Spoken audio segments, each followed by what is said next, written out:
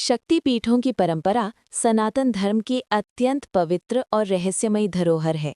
शास्त्रों के अनुसार प्रथम शक्तिपीठ के रूप में कामाख्या शक्तिपीठ का विशेष उल्लेख मिलता है। ये शक्तिपीठ भारत के असम राज्य में नीलांचल पर्वत पर स्थित है, जहां आज कामाख्या देवी का भव्य मंदिर विद्यमान है।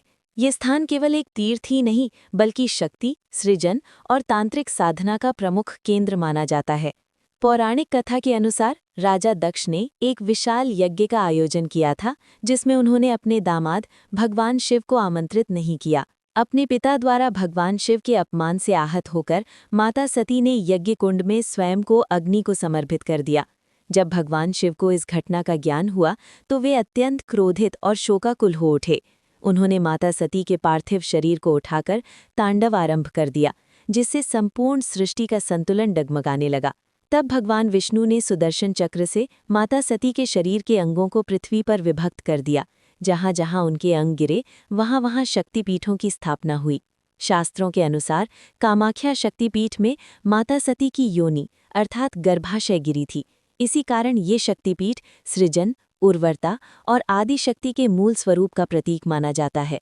ये एकमात्र ऐसा शक्तिपीठ है जहाँ देवी की कोई मूर्ति स्थापित नहीं है, बल्कि गर्भगृह में प्राकृतिक रूप से निर्मित योनि आकार की शिला की पूजा की जाती है। यही तथ्य इस स्थान को अत्यंत रहस्यमय और विशिष्ट बनाता है। कामाख्या शक्तिपीठ का तांत्रिक दृष्टि से भी अत्यंत महत्व है। इसे 10 महाविद्याओं का प्रमुख केंद्र माना जाता है और ये तंत्र साधना की सर्वोच्च पीठों में गिना जाता है। यहाँ साधक शक्ति के साकार और निराकार दोनों रूपों की उपासना करते हैं। विशेष रूप से अंबुबाची महायोग पर्व के समय ये मंदिर संपूर्ण भारत से आने वाले साधकों और श्रद्धालुओं के लिए विशेष आकर्षण का केंद्र बन जाता है। इस अवधि में ब्रह्मपुत्र नदी का जलस्तर बढ़ता है और इसे देवी के ऋतु धर्म का प्रतीक माना जाता है, जो प्रकृति और नारित्व के सम्मान का द्योतक है। आध्यात्मिक दृष्टि से कामाख्या शक्तिपीठ ये संदेश देता है कि शक्ति ही सृष्टि का मूल आधार है।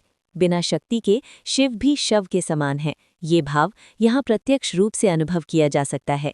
इसलिए प्रथम शक्तिपीठ के रूप में कामाख्या न केवल पौराणिक बल्कि दार्शनिक और आध्यात्मिक दृष्टि से भी सनातन परंपरा की आधारशिला मानी जाती है।